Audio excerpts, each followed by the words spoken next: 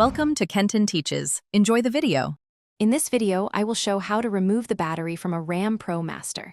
Start by parking on level ground and disconnecting the negative terminal first to avoid shorts. Remove trim panels with a plastic pry tool and keep fasteners organized.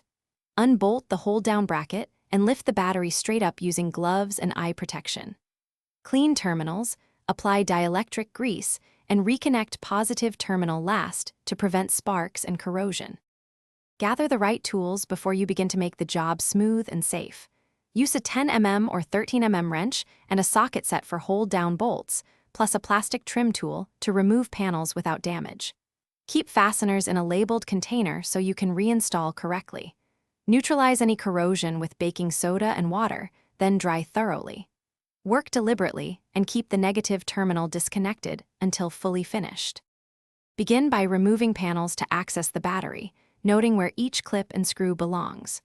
Always disconnect the negative terminal first, then the positive, and tuck cables safely away from metal surfaces.